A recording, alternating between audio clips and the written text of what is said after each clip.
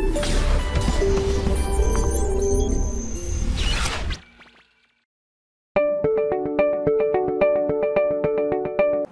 Everyone, कैसे हैं आप सब? Hope you are very safe. और फरवरी का एग्जाम फाइनली ओवर हो चुका है और आप सबके बहुत अच्छे मार्क्स आ रहे होंगे, ऐसा मैं एक्सपेक्ट कर रहा हूं।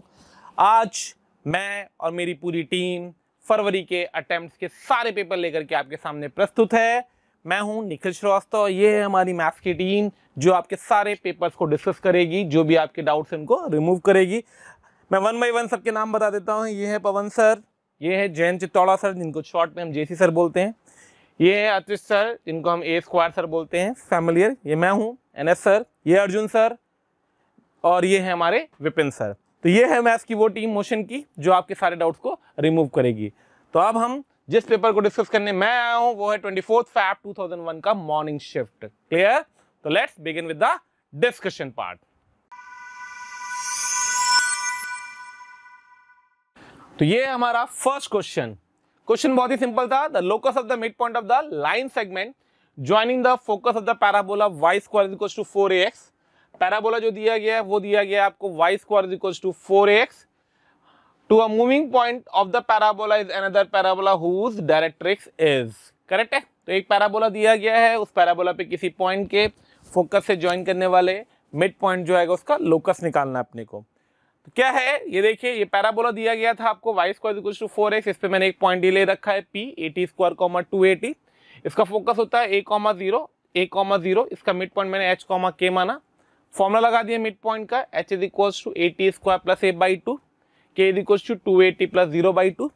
वहां से अपन ने t को सॉल्व कर दिया। बेसिक फंडा ध्यान रखना है, इसमें t को एलिमिनेट करना है। ठीक है, एक t यहां से आएगा ये वाला और एक t यहां से आएगा ये वाला। करेक्ट है? इन दोनों t की वैल्यू को उठाइए और इसमें सब्स्टिट्यूट कर दीजिएगा। यहाँ पे t स्क्वायर की जगह पे सिंप्लीफाई करेंगे तो हमारे पास पैराबोला आ जाएगा y square equal to 2a times of x minus a/2। ये जो पैराबोला होता है y square equal to 2a x minus a/2, इसका जो डायरेक्ट्रिक्स होती है, अगर मैं आपसे बोलूं y square equal to 4ax parabola की डायरेक्ट्रिक्स बताइए तो आप तुरंत बोलेंगे sir x plus a is equal to 0। बोलेंगे कि नहीं बोलेंगे भाई? ये होती है इसकी डायरेक्ट्रिक्स, पता है ना। तो अगर मैं इस पैराबोला की डायरेक्ट्रिक्स की बात करूंगा तो ये जो x था उस x को मैं रिप्लेस करूंगा x माइनस a/2 से, और जो a था, सॉरी यहाँ पे प्लस a मतलब 4a मतलब कैपिटल A की बात कर रहे हैं। ठीक है, जो a है बेटा वो हो जाएगा 2a/2, उसी को रिप्लेस करा दिया, सिंप्लीफाई किया तो अल्टीमेटली आंसर क्या आया? x is equal to 0। Clear? तो इसके करस्पॉन्डिंग जो करेक्ट आंसर होगा आंसर नंबर 2, क्योंकि आपको दिया भी गया आंसर इज 2। क्लियर? चलिए आगे बढ़ते हैं, नेक्स्ट क्वेश्चन देखते हैं।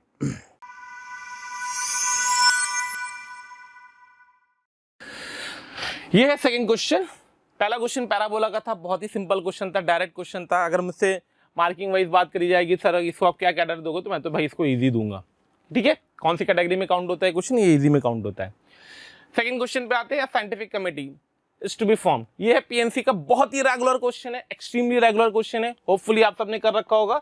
तो अगर मुझसे फिर कैटेगरी की बात करा जाएगा तो मैं इसको इजी बोल सकता हूं उन बच्चों के लिए जिन बच्चों ने पीएनसी नहीं कर रखा है अच्छे से, उनको ये शायद थोड़ा सा बेटर लगेगा, तो उन बच्चों के लिए मैं इसकी कैटेगरी क्या करूंगा, तो मैं इसकी कैटेगरी मीडियम कर दूंगा। ठीक है, क्वेश्चन कह रहा है committees to be form from 6 Indian, 6 Indian दिए गए एंड 8 फॉरनर्स दिए गए, विच इंक्लूड्स एटलीस्ट 2 इंडियन। मतलब हमें जो कमेटी बनानी है उस कमेटी में कम से कम एटलीस्ट 2 इंडियंस होने चाहिए and double the number of foreigners as Indians. मतलब जितने इंडियंस हैं फॉरनर क्या होने चाहिए उसके डबल। मेरे प्यारे बच्चों ध्यान रखना, बहुत ही सिंपल सा क्वेश्चन है। Then the number of ways the committee can be form, कितने तरीके होंगे इस कमेटी को फॉर्म करने के। तो भाई उसने पहली कंडीशन भी कम से कम 2 इंडियंस चाहिए और जितने फॉरनर्स हैं वो इंडियंस के क्या होने चाहिए? डबल। करेक्ट है? टोटल इंडियंस कितने हैं? 6, फॉरनर्स कितने हैं? 8। कमेटी बनानी है form this which includes. Clear? आइए चलिए, तो सबसे पहले हमने क्वेश्चन सोचा कि कम से कम 2 इंडियंस चाहिए, तो हमने 2 इंडियंस ले लिए। जब 2 इंडियंस लिए तो फॉरनर्स इंडियंस की क्या होने चाहिए? डबल। तो देखो फॉरनर्स 4 हो गए। क्लियर? सेकंड केस, इंडियंस 3 ले लिए, कम से कम चाहिए था ना। कितने इंडियंस ले सकते हैं मैक्सिमम? कितने इंडियंस ले सकते हैं मैक्सिमम? अपन 6 ले सकते हैं। ठीक है, 3 इंडियंस लिए। जब 3 इंडियंस लिए तो जो फॉरनर्स आएंगे, 3 इंडियंस लिए तो फॉरनर्स क्या होंगे? उनके डबल, मतलब 3 दूनी 6। फिर 4 इंडियंस ले लिए तो फॉरेनर्स कितने आएंगे, उसके डबल 8। फिर 5 इंडियन वाला केस बनेगा नहीं। क्यों नहीं बनेगा, क्योंकि अगर मैंने 5 इंडियन ली, भाई इंडियन कम से कम 2 चाहिए थे, तो 2 चाहिए तो इसकी केसेस क्या होंगे, 2 ले सकता हूं, 3 ले सकता हूं, 4 ले सकता हूं, 5 ले सकता हूं, 6 ले सकता हूं, लेकिन इनके डबल मुझे फॉरेनर चाहिए। क्लियर। तो फॉरेनर जब मैं 5 इंडियन लूंगा तो मुझे 10 फॉरेनर चाहिए होंगे बेटा। 10 फॉरेनर्स पॉसिबल नहीं हो पाएंगे, क्योंकि फॉरेनर्स मैक्सिमम कितने अपने पास, फॉरेनर मैक्सिमम अपने पास कितने हैं बेटा, 8 फॉरेनर्स हैं। तो क्योंकि 8 ही फॉरेनर्स ले सकते हैं तो हम सिर्फ 3 केस पे काम करेंगे। तो 2 Indian 4 foreigners, 3 Indian 6 foreigners, 4 Indian 8 formers. Formers वो किसान चल रहा है ना आजकल, तो इसलिए फॉर्मर्स निकल रहा है। फॉरेनर्स कितने इंडियन थे, 6, लेने कितने हैं, 2, तरीके 62। कितने फॉरेनर्स थे, 8, लेने कितने हैं, 4, तरीके 8C4। ठीक, ऐसे same 63 into 8C6, 64 into 8C8, simplify किया, 15 इंटू 70, 20 इंटू 28, 15 इंटू 1, एडअप कर दिया, your answer should B 1625। Calculation थी सिंपल सी। अब किसी को पीएनसी के फॉर्मूला सिंप्लीफाई करना था मतलब इजी है, कहीं से कोई दिक्कत नहीं, केस फॉर्मेशन भी इजी था। तो करस्पॉन्डिंग जो करेक्ट आंसर आएगा वो आंसर आ जाएगा आपका आंसर नंबर 3। तो आंसर नंबर 3, ठीक है। तो अब थोड़े से चैप्टर की भी बात करते चलना है। पहला चैप्टर कौन सा, ये 12th से क्वेश्चन था। थोड़ा सा ये भी ध्यान रखिए कि जो क्वेश्चन पूछे जा रहे हो किस 12th का क्वेश्चन है ये, ठीक है। चैप्टर वाइज अगर मैं बात कर रहा हूँ, ठीक है। फिर इस चैप्टर की बात करोगे, ये कहाँ से आया, तो ये 11th वाले पार्ट से आया है, ठीक है। चैप्टर वाइज ये 11th वाले पार्ट से है। तरीके से ये पीएनसी का एक सिंपल सा क्वेश्चन था जिसका आंसर 4 डिजिट में आ गया। कई बार ऐसा होता है ये इंटीजर टाइप पे पूछ के आपसे 4 डिजिट का आंसर पूछ सकता है, ठीक है। चलिए आगे बढ़ते हैं। ओके, तो नेक्स्ट क्वेश्चन हमारे पास है the equation of the plane passing through the point 1, 2, -3 and perpendicular to the plane this and this. तो दो प्लेन्स के परपेंडिकुलर हो और इससे पास करे, करेक्ट है। ध्यान से देखना, दो प्लेन अगर ऐसे थे, करेक्ट है, मैंने रैंडम फोटो बनाई है, तो इसके परपेंडिकुलर, तो जो तीसरा प्लेन होगा कुछ ऐसा होगा जो इन दोनों की क्या होगा, परपेंडिकुलर। तो जो इसकी डायरेक्शन होगी स्पाइरल मान लो मैं बना दूं, वही इस प्लेन का क्या होगा, नॉर्मल वेक्टर। तो normal vector of the plane कुछ नहीं होगा, normal vector of the plane 1 cross normal vector of the plane 2 होगा। जैसे ही normal vector of the plane आ जाएगा, पॉइंट पता है, नॉर्मल वेक्टर पता है, क्या हम प्लेन की इक्वेशन लिख सकते हैं, बिल्कुल लिख सकते हैं। वही कैलकुलेशन मैंने कर रखी है। तो normal vector of the required plane क्या है, दोनों वेक्टर का क्रॉस प्रोडक्ट, दोनों प्लेन्स के नॉर्मल वेक्टर का क्रॉस प्रोडक्ट क्या है। नॉर्मल वेक्टर क्या होगा इसका, 3, 1 और -2। इसका क्या होगा, 2, -5 और -1। तो 3, 1, -2, 2, -5, -1। क्रॉस प्रोडक्ट फॉर्मूला लगाया, सिंप्लीफाई किया, -1 + 10, सॉरी -10, तो -1 -10 -11 आ गया। ये कटा, ये कटा, -3 -4 +4 हो गया, तो -1 आ गया। ये कटा, ये कटा, -15 -2 -17 आ गया। तो क्या नॉर्मल वेक्टर आ गया, -11 -1 -17। अब किसी प्लेन की इक्वेशन लिखने का तरीका पता होगा आपको, नेगेटिव से मल्टीप्लाई कर देना, फर्क नहीं पड़ेगा। तो a × x - x1 + b × y - y1 + c × z - z1। Simplify कर दिया, सिंपल सा क्वेश्चन। तो पहला क्वेश्चन, ठीक है, आंसर क्या आया इससे, 11x + 3y, यानी आंसर 3 आया। अब बात आती है ये क्वेश्चन कैसा था, क्या इसका स्टैंडर्ड था, किस चैप्टर किस स्लॉट से आया, किस स्टैंडर्ड से आया। 11th के स्टैंडर्ड का क्वेश्चन था कि 12th सिलेबस का था। तो ये क्वेश्चन 12th सिलेबस का था अकॉर्डिंग टू द जिस फ्रेम में हम लोग पढ़ाते हैं आईआईटी में, ठीक है। तो ये 12th का स्टैंडर्ड का क्वेश्चन था।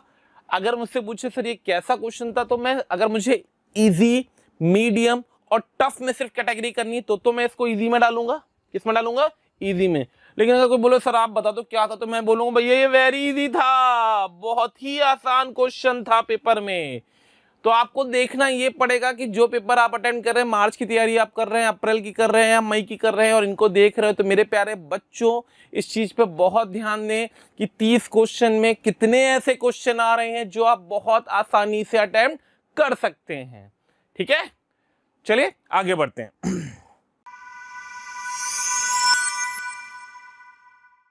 नेक्स्ट क्वेश्चन है, ठीक है, a man is walking on a straight line, the arithmetic mean of the reciprocal of the intercept of the lines, ठीक है। On the coordinate axis is 1/4। ठीक है, एक लाइन दे रखी है, ठीक है, उसके इंटरसेप्ट मान लो ए और बी थे, तो उसने कंडीशन दे रखी है the arithmetic mean of the reciprocals of the intercept of the line on the coordinate axis is 1/4। ठीक है, 3 stones ABC are placed at the point 1, 1, 2, 2 and 4, 4 respectively. Then which of the following is the path of the man? कौन से रास्ते में पड़ेगा उसके? ये A के कोऑर्डिनेट थे, ये B के थे और ये C के थे। तो सबसे पहले हमने क्या किया, हमने लाइन की इक्वेशन इंटरसेप्ट फॉर्म में लिख दी। ठीक है, लाइन की इक्वेशन इंटरसेप्ट फॉर्म में लिख दी, इसको मैंने A मान रखा था, इसको मैंने B मान रखा, तो लाइन की इक्वेशन होगी x/a + y/b = 1। मान लिया जो मैन था उसके पाथ में जो पॉइंट आया वो h, k था, तो हमने इसको सेटिस्फाई करा दिया, h, k करके इक्वेशन नंबर 1 लिख दिया। ठीक है, फिर हम आगे बढ़े तो उसने जो कंडीशन दे रखी थी अरिथमेटिक मीन वाली, रेसिप्रोकल ऑफ द इंटरसेप्ट मतलब 1/a + 1/b/2 should be equal to 1/4। 1/a + 1/b/2 should be equal to 1/4, वहां से ये आ गया। इसको चाहो तो थोड़ा सा सिंप्लीफाई करेंगे, 2 से मल्टीप्लाई कर दो तो 2/a + 2/b = 1 आ गया। ठीक है, अब ये जो दो इक्वेशन है फर्स्ट एंड सेकंड, अगर आप ध्यान से ऑब्जर्व करेंगे तो इन दोनों इक्वेशन से ऑब्जर्व करिए तो h/a k/b = 1, 2/a 2/b = 1, तो यहाँ से h = 2 के बराबर आ गया और kb = 2 के बराबर आ गया, यानी जो पॉइंट था वो पॉइंट क्या हो गया 2,2। अभी जो 2,2 पॉइंट आया है बेसिकली ये किसको रिप्रेजेंट कर रहा है, a को कि b को कि c को, तो जो तीन ऑप्शन दे रखे थे उसमें b 2,2 को रिप्रेजेंट करेगा, तो your answer is b only, that means your correct answer is answer 1। अब बात आती है 3 पॉइंट, किस चैप्टर का क्वेश्चन था, तो भाई स्ट्रेट लाइन का था। ठीक है, किस सिलेबस में था, तो भाई 11 के सिलेबस में था। क्या स्टैंडर्ड था, तो भाई इजी स्टैंडर्ड था। करेक्ट है, क्या हम इसे वेरी इजी लिख सकते हैं, वेरी इजी भी लिख सकते हैं, कोई दिक्कत नहीं। ठीक है, चलिए आगे बढ़ते हैं। ये तो जेईई मेंस का बहुत ही पॉपुलर कंसेप्ट है, टोटोलॉजी किसको वर्कआउट करा जाता है। ठीक है, चारों ऑप्शन में आपको चेक करना पड़ेगा। ठीक है, तो मैंने चौथे ऑप्शन को जब चेक करना, मैं रिवर्स ऑर्डर में देखूंगा, इसमें टोटोलॉजी आपको चेक ही करना पड़ेगा, तो रिवर्स ऑर्डर में मैंने चेक किया बाय डिफॉल्ट और मेरा पहला ही वाला सही आ गया। A सिंप्लीफाई करते जाएंगे तो ये सीधे सीधे टोटोलॉजी रिप्रेजेंट कर रहा है, तो इसमें कोई भी बहुत बड़ी ताबड़तोड़ चीज नहीं है, ये आपको बहुत अच्छे से आती है, इसलिए इसमें टाइम में नहीं वेस्ट कर रहा हूँ। आपको सब कुछ लिखा हुआ है, एक्सप्लेनेशन पार्ट भी आपको पता होगा। ये टोटोलॉजी को रिप्रेजेंट करेगा, कौन सा आंसर आएगा, आंसर 4 आएगा। कहाँ से ये क्वेश्चन आया, तो भाई जेईई मेंस का क्वेश्चन आया, जेईई मेंस का आया। 11th में है कि 12th में, तो भाई जेईई मेंस है, कुछ टॉपिक्स हैं टोटोलॉजी वगैरह, तो मैं इसको रीजनिंग में काउंट कर लेता हूँ, तो 12th का पार्ट में डाल देता हूँ। कैसा क्वेश्चन था, तो भाई ऑब्वियस सी बात है, ये तो ईजी में ही काउंट होता है हमेशा। बहुत ही रेयर क्वेश्चन मैंने देखा है टोटोलॉजी में जो टफ आते हो। ठीक है, चलिए आगे बढ़ते हैं। चलिए भाई, तो नेक्स्ट क्वेश्चन हमारा आया है फंक्शन से। ठीक है, कंपोजिट फंक्शन पे क्वेश्चन है। ठीक है, जैसे कि एक्सपेक्टेशन होती है कि फंक्शन से 1-2 की एक्सपेक्टेशन हर बार हर पेपर में रहती है, तो एक क्वेश्चन आया हुआ है। फंक्शन डिफाइंड है r2r, fx का नाम है 2x - 1। फंक्शन डिफाइंड है r-1 से r, gx का नाम है x-1/2/x - 1। fx पता है, gx पता है, और उसने हमसे फॉक के बारे में बात करी और पूछा क्या है 1, 1 एंड ऑन 2। ठीक है, तो देखिए इसके बहुत सारे तरीके होते हैं। जैसे मैं अगर आपसे सिंपल सी बात करूं तो हमने फॉग निकाल दिया, क्या निकाल दिया, फॉग निकाल दिया, f of gx निकाल दिया, 2gx - 1 पुट कर दिया, तो फाइनली ये बन गया। इसका मैंने ग्राफ बना दिया, तो इसका ग्राफ कुछ ऐसा आ गया। इस ग्राफ के हिसाब से आपको दिख रहा होगा कि ये 1, 1 है, और अगर मैं इसकी रेंज की बात करता है, किसकी, फॉग की रेंज की बात करता हूँ, फॉग की रेंज की, तो आता all real except 1, all real except 1, जो कि कभी भी ऑल रियल के बराबर नहीं होती, जबकि जी में क्या दे रखा है, ऑल रियल दे रखी कोडोमेन। तो फॉग की अगर मैं कोडोमेन आपसे पूछता तो फॉग की कोडोमेन आती आर के बराबर, कोडोमेन। ठीक है, कोडोमेन ऑफ फॉग आर होती, और रेंज फॉग की आई है आर एक्सेप्ट -1, तो रेंज आर के बराबर नहीं है, तो हमारा फंक्शन कैसा हो गया, इनटू, तो फंक्शन इनटू होगा और 1, 1 होगा। अब फंक्शन अगर इनटू और 1, 1 है, इनटू और 1, 1 है, इनटू एंड 1, 1 है, नाइदर 1, 1, 1, 1 बट नॉट ऑन 2, तो आंसर 4 आना चाहिए। तो let me check the answer, correct है, आंसर 4 आया। ठीक है, कहाँ का चैप्टर है, कहाँ का क्वेश्चन है, तो भाई फंक्शन का क्वेश्चन है, किस चैप्टर में आता है? 11th में कि 12th में? तो भाई 12th में आता है। क्या स्टैंडर्ड होना चाहिए इस क्वेश्चन का? तो भाई देखो, वैसे ही कंपोजिट में लोगों को पेन होता है, इस वजह से मैं बच्चे के फ्रेम में ये सब चीजें लिख रहा हूँ, अपने फ्रेम में नहीं लिख रहा हूँ। मेरे फ्रेम में मत सोचना कि सर को तो आसान लगा, सर ने लिख दिया इजी। नहीं भाई, अरे मेरे लाल पीलो, इस चीज को ध्यान रखना कि जो मैं यहाँ कैटेगरी लिख रहा हूँ, कैटेगरी आपके फ्रेम में लिख रहा हूँ। तो भाई मेरे फ्रेम में कंपोजिट का क्वेश्चन है, तो कंपोजिट का क्वेश्चन एक एवरेज बच्चा कैसे इसको अटेम्प्ट करेगा? एवरेज बच्चा अटेम्प्ट तो ऐसे ही करता जैसे मैंने किया है, लेकिन इसके बाद इस चीज को, किस चीज को, कोडोमेन को इंटरप्रेट कर पा रहा है कि नहीं कर पा रहा है, वो ऑन टू इनटू में फंस जाता है, 1-1 तो बता लेता है। तो इसलिए मैं इस क्वेश्चन का जो स्टैंडर्ड है वो क्या लिख रहा हूं? मीडियम लिख रहा हूं, because of only on two and into. Clear? चलिए आगे बढ़ते हैं।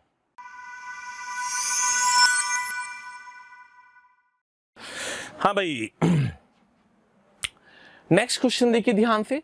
एक कंटिन्यूटी एंड डिफरेंशिएबिलिटी का क्वेश्चन आया हुआ है, शायद सॉरी कंटिन्यूटी का क्वेश्चन आया हुआ है, प्योर कंटिन्यूटी का क्वेश्चन है, ठीक है। उसने बोला है कि एक फंक्शन है ब्रैकेट ऑफ x-1 और दूसरा है cos of 2x-1/2 into pi. तो प्रभु परमात्मा, ये तो हमेशा कंटिन्यूअस है ना, बिना पेन, हमेशा कंटिन्यूअस है। क्लियर? बात आती है इसकी, ये डिसकंटिन्यूअस कहाँ कहाँ होगा? ये डिसकंटिन्यूअस होगा इंटीजर्स पे। किस पे? किस पे? इंटीजर्स पे। अब हमें ये चेक करना है कि क्या इंटीजर्स पे ये फंक्शन क्या वैल्यू ले रहा है। अगर ये पूरा फंक्शन इंटीजर्स की नेबरहुड पे 0 बन गया तो ये हमेशा कंटिन्यूअस है, क्योंकि एक कंटिन्यूअस दूसरा कंटिन्यूअस, तो उनका प्रोडक्ट कंटिन्यूअस। ये डिसकंटिन्यूअस हो, ये हमेशा कंटिन्यूअस, तो उनका प्रोडक्ट चेक करना पड़ेगा। चेक कहाँ करना पड़ेगा? इंटीजर्स पे। किसी भी इंटीजर्स पे चेक कर लेते हैं। अगर ये इंटीजर पे कंटिन्यूअस आ गया, थ्रू आउट कंटिन्यूअस होगा। ऐसा मैं क्यों कह रहा हूं? क्योंकि एक ऑप्शन भी ऐसा है शायद, continuous for every real x. चौथा ऑप्शन, क्वेश्चन पढ़ने के बाद ऑप्शन जरूर पढ़ें। अगर ऑप्शन में ये लाइन ना लिखी होती तो शायद मैं और कुछ सोच रहा होता। ऑप्शन में मैंने ये लाइन पढ़ ली तो मुझे ये सोचना मेरी मजबूरी है कि क्या ये हर एक्स पे कंटिन्यूअस हो सकता है कि नहीं हो सकता है, हम वो चेक करने जा रहे हैं। तो हर एक्स के लिए ये तो कंटिन्यूअस है, हर एक्स पे ये कंटिन्यूअस होगा, लेकिन इंटीजर को छोड़ के। तो अगर इंटीजर पे इनका प्रोडक्ट कंटिन्यूअस आ गया तो कंटिन्यूअस हो गया, कहानी खत्म। क्या मैंने सही कहा? बिल्कुल सही कहा। चलिए भाई, तो आइए बात करते हैं इंटीजर्स पे कैसे चेक किया गया है। तो डाउटफुल पॉइंट जो लिखे हुए हैं वो है इंटीजर्स। डाउटफुल पॉइंट्स क्या है हमारे? इंटीजर्स। किसी भी इंटीजर पे चेक कर लो, ठीक है। मैंने तो जनरल करके आपको दिखा दिया, आप चाहो तो 0 पे चेक कर लो, आप चाहो तो 1 पे चेक कर लो, कंप्लीटली आपकी कॉल है वो। इंटीजर माइनस और इंटीजर प्लस पे हम इसकी कंटिन्यूटी चेक करें और किसी इंटीजर पे चेक कर लेंगे। तो ऑब्वियस सी बात है, किसी भी इंटीजर पे रखोगे तो ये इंटीग्रल मल्टीपल बनेगा। करेक्ट है? Integral multiple of pi by 2, integral multiple of pi by 2 हमेशा 0 होगा। तो ये वाली क्वांटिटी तो 0 आई गई। लिमिट की बात कर लेते हैं, तो integral multiple of pi by 2 फिर से आया, ठीक है। ये कुछ भी होगा, इसकी पर्टिकुलर वैल्यू आएगी into this thing which is 0। ऐसे यहाँ चेक करोगे तो ये भी 0, तो ये भी 0, ये भी 0, ये भी 0, तो लेफ्ट हैंड लिमिट भी 0, राइट हैंड लिमिट भी 0 और फंक्शनल वैल्यू भी 0। तो हमारा फंक्शन क्या होगा? हमेशा कंटिन्यूअस होगा। क्या होगा? हमेशा कंटिन्यूअस होगा। कहाँ पे? हर इंटीजर पे। ठीक, तो कहानी क्या हुई कि भाई ये हर इंटीजर पे कंटिन्यूअस आ गया, इंटीजर के अलावा हर पॉइंट पे ये कंटिन्यूअस, इंटीजर के अलावा हर पॉइंट पे ये कंटिन्यूअस, दोनों का प्रोडक्ट भी कंटिन्यूअस। क्लियर? चलिए आगे बढ़ते हैं। अच्छा सॉरी, एनालिसिस तो मैंने किया ही नहीं इस पे, पिछला किया था, करेक्ट है, किया था। हाँ भाई, तो कहानी आती है, इस पे 3 पॉइंट्स हमारे दिमाग में जो आएंगे। पहला पॉइंट क्या भाई? ये क्वेश्चन किस चैप्टर से है? तो कंटिन्यूटी से है, कंटिन्यूटी है। दूसरा पॉइंट आता है भाई क्या, किस चैप्टर, किसके सिलेबस में था? 11th में कि 12th में? तो भाई 12th से। कैसा क्वेश्चन है? तो भाई अब क्योंकि प्रोडक्ट दे रखा है तो मैं बच्चे के फ्रेम में अगर सोच रहा हूं तो मैं इसको मीडियम कैटेगरी दूंगा। मीडियम, बच्चे के फ्रेम में बात कर रहा हूं तो, ठीक है। चलिए आगे बढ़ते हैं। ये फंक्शन नेक्स्ट क्वेश्चन ले रहे फंक्शन का इंक्रीजिंग डिक्रीजिंग, मतलब बेसिकली ये एप्लीकेशन ऑफ डेरिवेटिव पे चला गया बच्चों, ठीक है। तो एप्लीकेशन ऑफ डेरिवेटिव का क्वेश्चन है, आइए उसको देखते हैं। एक फंक्शन दिया गया, पूछ रहा है वो कहां से कहां तक इंक्रीज करे, कहां से कहां तक डिक्रीज करेगा। तो भाई इसका डेरिवेटिव कर दिया अपन ने। डेरिवेटिव इसका आ गया 2x - 1 into x - sin x, ठीक है। अब हमने इसकी कंडीशन लिखी, चाहो तो आप इसका साइन चेंज के कंसेप्ट से भी देख सकते हो। 1/2 ये पॉइंट आएगा और x - sin x के लिए 0 एक क्रिटिकल पॉइंट होता है। तो हाफ के आगे जाओगे तो ये पॉजिटिव मतलब पूरा पॉजिटिव, 0 के पीछे आओगे तो ये निगेटिव तो पूरा पॉजिटिव, और 0 से हाफ के बीच में जाओगे तो निगेटिव आ जाएगा। साइन चेंज का कंसेप्ट इस तरीके से, क्योंकि इसका क्रिटिकल पॉइंट 0 काउंट होगा, ठीक है। प्लस माइनस प्लस, तो यहाँ से यहाँ तक फंक्शन इंक्रीज करेगा, यहाँ से यहाँ तक डिक्रीज करेगा, यहाँ से यहाँ तक इंक्रीज करेगा। नहीं, फंक्शन इंक्रीज कहाँ से कहाँ तक करेगा, हाफ से इन्फिनिटी तक। एफ डैश एक्स नेगेटिव होगा, एफ डैश एक्स नेगेटिव होगा 0 से हाफ तक, ये थोड़ा सा गड़बड़ है, 0 से हाफ तक आएगा और इंक्रीज करेगा और भी इंक्रीज करेगा माइनस इन्फिनिटी से 0 तक, ठीक है, माइनस इन्फिनिटी से 0 तक, क्लोज ब्रैकेट से कोई फर्क नहीं पड़ने वाला अपने को। तो इसके करस्पॉन्डिंग जो करेक्ट आंसर आएगा वो आएगा इंक्रीजेज इन 1 से हाफ से इन्फिनिटी, डिक्रीजेज में ये होल्ड नहीं करेगा क्योंकि सारा इंटरवल नहीं रिप्रेजेंट कर रहा है, ये भी नहीं आएगा और ये भी नहीं आएगा, ठीक है। तो जो करेक्ट आंसर आएगा उससे आंसर 1 आएगा, ठीक है। कहानी ये कैसा क्वेश्चन है, कौन से चैप्टर का है, तो मोनोटोनोसिटी का क्वेश्चन है, मोनोटोनोसिटी, ठीक है। दूसरा क्वेश्चन आता है किस चैप्टर से है, तो भाई 12th के चैप्टर से। तीसरा क्वेश्चन आता है टफ है, मीडियम है, इजी है, तो इसको मैं दोनों देख सकता हूँ, इजी भी है और मीडियम भी है, क्योंकि कुछ भी ज़्यादा नहीं किया गया है। वैसे तो मैं इजी पे प्रेफरेंस दूंगा कि इजी ही है, बट मीडियम सिर्फ इसलिए कि अगर किसी को इंक्रीजिंग डिक्रीजिंग रीड करने में एक्स माइनस साइन एक्स को इंटरप्रेट करने में दिक्कत होगी तो उसके लिए पेन है, ठीक है। चलिए आगे बढ़ते हैं। फिर से एक 3D का क्वेश्चन आया, the distance of the point this thing from the point of intersection of the line this and the plane this. एक लाइन दे रखी है, एक प्लेन दे रखा है, मैं कंसेप्ट बता दे रहा हूँ, कैलकुलेशन आप देख लीजिएगा। वो जहाँ पे इंटरसेक्ट करेंगे, मान ले वो पॉइंट R था, उसका एक पॉइंट P, मैं इसको P मान ले रहा हूँ, ठीक है, इसके बीच में डिस्टेंस निकालना है। तो कुछ नहीं करना है, इसको लैम्डा से इक्वेट कर देना, पॉइंट ले लेना R के पैरामेट्रिकली, उसको प्लेन में सेटिस्फाई करा के लैम्डा निकाल देना, पॉइंट आ जाएगा, डिस्टेंस फॉर्मूला लगा देंगे। वही मैंने कैलकुलेशन करके दिखाई है। इक्वल्स टू लैम्डा लिखा, पैरामेट्रिक कोऑर्डिनेट लिख दिया इस लाइन पे, एक लाइज ऑन द प्लेन था, सेटिस्फाई करा दिया, लैम्डा की वैल्यू आ गई, लैम्डा की वैल्यू यूज कर ली तो क्यू के कोऑर्डिनेट आ गए। इस लैम्डा की वैल्यू को कहाँ यूज किया, यहाँ पे यूज किया है, तो ये क्यू के कोऑर्डिनेट था गया। क्यू क्यों लिखा है अपन ने, मतलब जो बेसिकली मैंने आर दे रखा है उसने क्यू दे रखा है, क्यू, ठीक है। रिक्वायर्ड डिस्टेंस चाहिए पी और क्यू के बीच में, क्यू आ चुका था, पी ऑलरेडी दे रखा है 119, डिस्टेंस फॉर्मूला लगा दिया, सिंपल सा √38 आंसर आ गया, ठीक है। Again very simple question. √38 के हिसाब से कौन सा आंसर करेक्ट होगा, फर्स्ट आंसर करेक्ट होगा। Chapter 3D standard 12th, question का स्टैंडर्ड वेरी इजी, फिर से इजी नहीं वेरी इजी। मैं इजी इसलिए लिख रहा हूँ क्योंकि मेरे पास ऑप्शन नहीं है इजी मीडियम टफ के अलावा बताने के लिए आपके लिए। मेरे को 3 चॉइस दी गई हैं कि क्वेश्चन को अगर आप कैटेगराइज करोगे या तो इजी में करोगे, या तो मीडियम में, या तो टफ में। If somebody asks me where this question stand, तो I will take this question in a very easy mode। फिर आपसे बोल रहा हूँ 3D वेक्टर बहुत अच्छे से आप लोग करिएगा आगे के टेस्ट के लिए भी। मेरे प्यारे बच्चों ध्यान रखना, 3D एंड वेक्टर को बहुत अच्छे से करिए। आप ये मान के चलिए कि लगभग 15% के आसपास का वेटेज ये 2 चैप्टर अकेले लेकर के चल रहे हैं इस समय, 15%, चाहे मेंस हो चाहे एडवांस हो। तो please be careful about these 2 chapters, क्योंकि इसके क्वेश्चन 3D तो स्पेशली बहुत इजी पूछा जा रहा है और आसानी से इसके क्वेश्चन होते हैं, फटाफट होते हैं, ठीक है। चलिए आगे बढ़ते हैं। क्वेश्चन एक लिमिट का लैमनीज का रूल का एप्लीकेशन करता हुआ, पता ही है फंडा आपको, ऊपर वाले में लॉपिटल लग रहा है, 0/0 का फॉर्मेट आएगा इसमें, और 0/0 का फॉर्मेट आएगा, ऊपर भी लॉपिटल नीचे भी लॉपिटल लगा देंगे और सिंप्लीफाई कर देंगे। वही मैंने कर रखा है, ऊपर लॉपिटल लगाएंगे, इसका डेरिवेटिव लिखेंगे तो साइन ऑफ √(x²) आएगा, जिसको मैंने mod x लिख रखा है, into 2x/3x², limit x is sin x/x, 2/3, ultimately answer 2/3, correct है। तो किस चैप्टर से बोलोगे भाई, तो चाहो तो आप इसको लिमिट में डाल दो, लैमनीज का यूज करना है तो आप डेफिनेट इंटीग्रेशन में डाल दो, दोनों की कॉल है आपके पास, ठीक। कई बच्चे इसको सर एमओडी में भी डाल सकते हैं, ठीक है। लिमिट देख करके लिमिट बोल देते हैं लोग, ऐसा होता नहीं है। डिफरेंशिएशन देख करके एमओडी बोल देते हैं, ऐसा होता नहीं है। डेफिनेट इंटीग्रेशन देख करके डेफिनेट इंटीग्रेशन में डालते हैं, ऐसा होता नहीं है। तो बेसिकली ये है क्वेश्चन एमओडी का जिसमें लैमनीज रूल का यूज हुआ है, तो लैमनीज रूल का यूज हुआ है इसलिए ये डेफिनेट इंटीग्रेशन में चला गया है, ना कि डिफरेंशिएशन। लैमनीज रूल का यूज हुआ है तो इसलिए डिफरेंशिएशन में चला गया, ना कि डेफिनेट इंटीग्रेशन में चला गया, ना कि एमओडी में, ठीक है। किस चैप्टर से है, किस क्लास से है, 12th की क्लास से है, चैप्टर, क्लास एंड क्वेश्चन का स्टैंडर्ड, अगेन इजी। ठीक है, तो देखिए आप अभी तक मैंने सिर्फ एक क्वेश्चन में शायद मीडियम लिखा है, बाकी सब अपन 10वें क्वेश्चन में पहुंच गए। 10 क्वेश्चन के सारे इजी आए, तो पेपर का स्टैंडर्ड बहुत टफ नहीं है कहीं से भी, ये ध्यान रखिएगा। ठीक है, चलिए आगे बढ़ते हैं।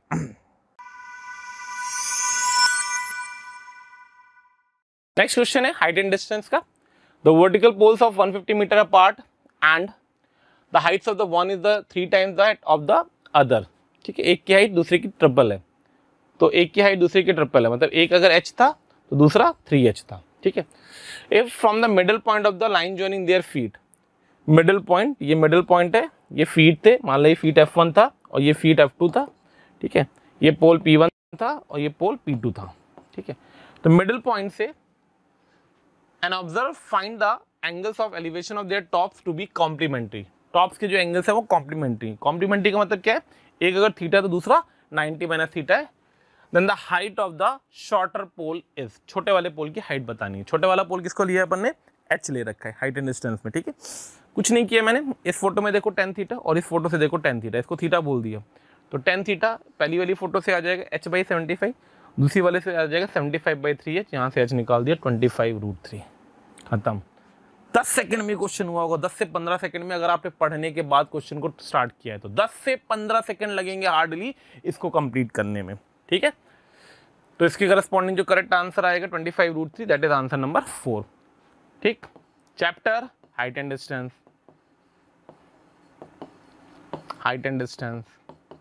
क्लास 11 डाल दो, 12th डाल दो, 10th डाल दो, हाइट एंड डिस्टेंस तो आप लोग को पता ही है। ठीक है, कहीं पे भी डाल दो जहां पे आपकी कॉल हो। Standard very easy, not easy, very very very very easy अगर मुझसे बोला जाए तो। मैं तो इजी से लिख रहा हूं कि मेरे पास 3 चॉइसेस है। ठीक है, चलिए आगे बढ़ते हैं। नेक्स्ट क्वेश्चन है, if the tangent to the curve y is equals to x cube at the point P, t, t cube, meet the curve again at Q, then the ordinate of the point which divides PQ internally in the ratio 1:2। ठीक है भाई, तो y is equals to x cube का graph बना दिया ऐसे, मान लो ये P पॉइंट दे रखा है, t, t cube, इसने Q पे ऐसे मीट किया, PQ को इंटरनली डिवाइड कर रहा है, कोई पॉइंट मान ले R पॉइंट था, 1:2 के रेशियो में डिवाइड कर रहा है h, k, तो उसका क्या निकालना है अपने को, ऑर्डिनेट निकालना है। क्या निकालना है, ऑर्डिनेट। अगर मैं Q मिल जाएगा तो हम ऑर्डिनेट की बात कर ही सकते हैं इजीली, तो वही कैलकुलेशन करी गई इसमें। मैंने क्या किया, P पॉइंट पे टेंजेंट लिखी, let us assume P point था, P पॉइंट पे टेंजेंट लिखी, कर्व के साथ सॉल्व करके Q निकाल दिया, Q आ गया, सेक्शन फॉर्मूला लगा के पॉइंट लिख दिया, बहुत ही नॉर्मल क्वेश्चन। ठीक है, तो P पॉइंट कर्व के साथ सॉल्व किया, क्यूबिक बन रही, क्यूबिक नहीं है भाई, ध्यान देना, x माइनस टी का एक फैक्टर कट रहा है, तो ये बन गया क्वाड्रेटिक में, लेकिन इसके साथ एक फैक्टर और लिखा हुआ है। कौन सा फैक्टर लिखा है, वो x माइनस टी, ये फैक्टर और लिखा हुआ है। ठीक है, तो बेसिकली यहाँ पे हो गया x माइनस टी का whole square into x plus 2t, तो या तो x is equal to minus 2t आएगा या x is equal to t आएगा। कई बच्चों को ये पॉइंट याद रहता है, जो कि आपको भी रहना चाहिए, नहीं है तो अगले बार के लिए याद रखो कि अगर ये t, t क्यूब था तो q का जो कोऑर्डिनेट आता है वो आता है माइनस 2t का होल क्यूब, मतलब माइनस का 8t क्यूब। ये पॉइंट रटा होना चाहिए, रटा मतलब रटा होना चाहिए। ठीक है, अब अपना p आ गया, अपने पास q आ गया, सेक्शन फॉर्मूला लगा दिया, सेक्शन फॉर्मूला लगा करके माइनस 2t क्यूब निकाल दिया, माइनस 2t क्यूब, आंसर 1 आ गया। ठीक है, तो क्वेश्चन किस चैप्टर का है, टेंजेंट नॉर्मल का है, टेंजेंट नॉर्मल। ठीक है, टेंजेंट नॉर्मल, या मैं इसको बोल देता हूँ एओडी का फर्स्ट पार्ट। कौन से स्टैंडर्ड से, 12th स्टैंडर्ड से। कैसा है, मैं मीडियम सिर्फ और सिर्फ, है तो ये इजी, चीटिंग नहीं करना है तो बेटा ये इजी, मैं सिर्फ इसको मीडियम दे रहा हूँ एक रीजन से। क्या है वो मेरा रीजन, वो रीजन ये है कि इसमें थोड़ी सी, कई बच्चे क्या होंगे ना, इस क्यूबिक के देख कर घबरा जाएंगे, अरे सर एक्स में क्यूबिक बन गई, अब कैसे सॉल्व करें। अरे प्रभु ये क्यूबिक नहीं है, फैक्टराइज तो करो एक बार, दिखना है क्वाड्रेटिक आ गई। कई बच्चों का फंडा क्या होता है, वो ऐसे कर रहे होंगे, सर इस टेंजेंट का स्लोप और इस सीकेंड का स्लोप इक्वेट करो। मैंने भी ये बता रखा है आपको कि आप यहाँ पे टेंजेंट का स्लोप लो और इस सीकेंड का स्लोप लो, वहां से निकाल दो, आपकी कॉल। ठीक, तो कैलकुलेशन है, क्योंकि कैलकुलेशन है इसलिए मैं इसको मीडियम में डाल लूँ। ठीक है, और कोई रीजन नहीं है इसको मीडियम में डालने का, only one, that is calculation. चलिए भाई आगे बढ़ते हैं, चलिए आगे बढ़ते हैं।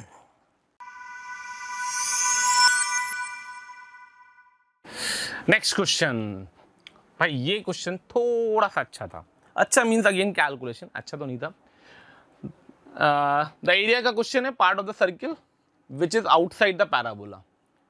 सर्किल का वो पार्ट जो पैराबोला के बाहर है, उसका एरिया निकालना है अपने को। ठीक है, तो ये सर्किल आ गया, ये पैराबोला आ गया, पैराबोला के बाहर, सर्किल का अंदर। ठीक है, तो हमें ये एरिया चाहिए था, तो हमने क्या किया, पूरे सर्किल के एरिया में से, पूरे सर्किल के एरिया में से हमने 2 टाइम्स, मान लो मैं कलर चेंज कर दूं और ब्लू कर देता हूं, हमने 2 टाइम्स इसको माइनस कर दिया। क्या किया है, 2 टाइम्स इसको माइनस कर दिया। अब जो ये वाला पार्ट है, इसको भी मैंने 2 पार्ट में लिख रखा है। 2 पार्ट में कैसे कैसे लिख रखा है, एक पार्ट तो ये ग्रीन वाला और एक पार्ट ये ब्लू वाला। ग्रीन वाला क्या है, पैराबोला से, और ब्लू वाला क्या है, सर्किल से। तो देखो पैराबोला कहां से कहां तक, 0 से 3 under root of 9x, circle का 3 से 6 under root 36 minus X square.